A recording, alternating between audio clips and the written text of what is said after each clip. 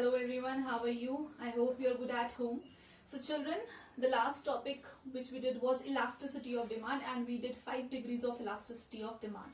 Only those are the 5 elasticities or degrees of elasticity of demand that we will be doing, correct? The next topics or the next degrees we will not be doing because that is not in the syllabus. So we are going according to the syllabus. So no need to panic and no need to create a habit that ma'am has not shot a video on the topics, or ma'am has not given us the notes and the videos we haven't received of the topics which were remaining. So we will be doing the topics, we will be doing only those topics which are important while keeping the examinations into consideration.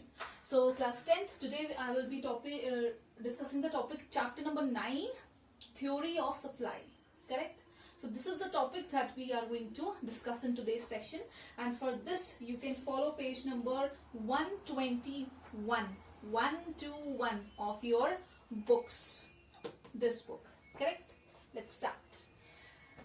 Theory of supply. Now if I explain you the meaning of supply, it is somewhat related to demand, correct? But in demand, what we had in demand, we had the desires or the wants of the consumers that we were demanding in the market, correct? It is as same as demand, because in supply what happens? Supply is that quantity of a particular commodity which a seller is ready to sell at a given price.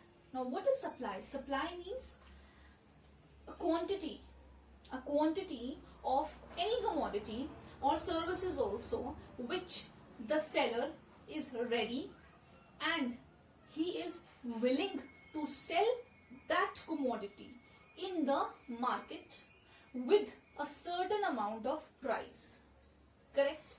You purchase something on a price. There is a price which can be fixed and which cannot be fixed. Means fixed prices are those prices on which you cannot negotiate with the seller, and the prices which are not fixed you can negotiate with the seller or the shopkeeper.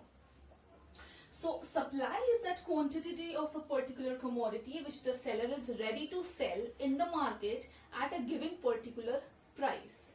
He is ready and he is willing to sell that commodity, say at 100 rupees or 150 rupees or 200 rupees in the market to the particular customer, or to a group of customer or consumers in the market. The next topic is factors governing the supply, or factors which affect the supply of the market or in the market. For this you can follow page number 122 of your books. Now first factor is prices of a commodity.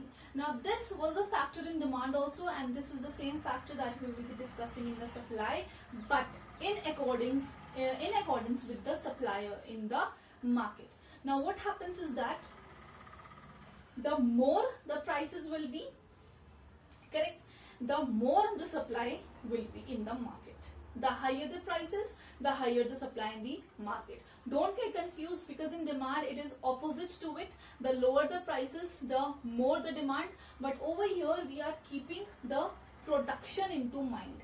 We are keeping the sellers into mind, and no seller is there in the market who wants to sell his goods and commodities at lower prices or to bear loss.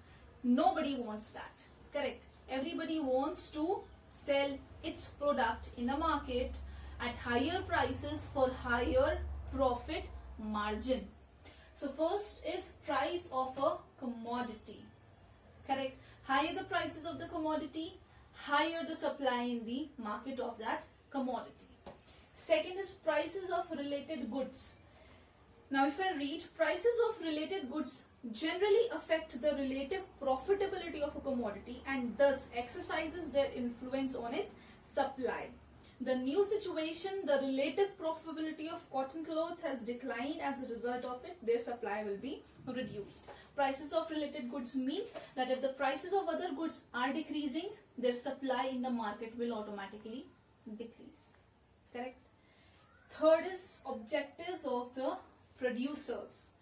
In the economic theory, it is often assumed that firms operate with a view to maximize their profit. Obviously, the firms, the factories, industries, they are working so that they can maximize their profit. But recently, some studies have revealed that sometimes firms wish to capture extensive markets for their products by maximizing their sales. It is based on the principle that when the sales are increased, the ultimate profit also increased. So there are some theories, we will not get into those, but you just simply in a layman language, it is that producers, they aim and they target at maximizing their profit, earning high amount of profit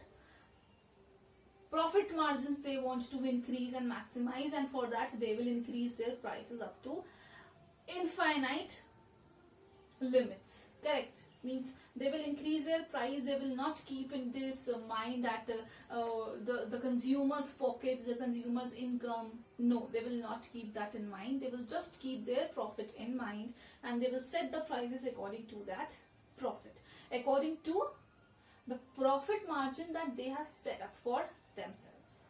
Correct? So simply the objective of the producer is to earn maximum amount of profit or to earn maximum amount of income, and therefore they will keep their prices higher so as to maximize the supply. Correct? And we know that the law of supply is the higher the prices, the higher the supply of the commodity in the market. Next is natural conditions. This is on page number 123, sixth point. Now, natural conditions play a very important role in the supply of agricultural products. Rain, frost, flood, earthquakes, etc. They adversely affect the agricultural production, and thus the supply of agricultural goods also vary with natural conditions. If the natural conditions are abnormal, they are not in favor of the agriculturists or the farmers, and the production is less, definitely the supply will be less. Correct? If the supply is more, the conditions are normal, the conditions are in favor, the supply will be more, the prices will be different, and the supply if is less, the prices will be different. But one thing you have to keep in mind is that the law of supply says that the higher the prices of the commodity, the higher the supply of that commodity in the market. Simple. Correct? So in this session only 4 points I am discussing with you, because it's a little confusing, okay, because you will be connecting this to demand. So I want you to go through the topic, to go through the chapter, the previous one also and this new one also. Read whatsoever is written in the definition only, no need to go in the depth of this. Correct? The 4 factors that I have discussed, read them properly. Watch this video of mine. If you do not understand, watch it again and again, because this is an important topic. Correct? The next factors, the remaining 4 factors, I will be discussing in the next video. Alright? Till then, take care. Bye-bye.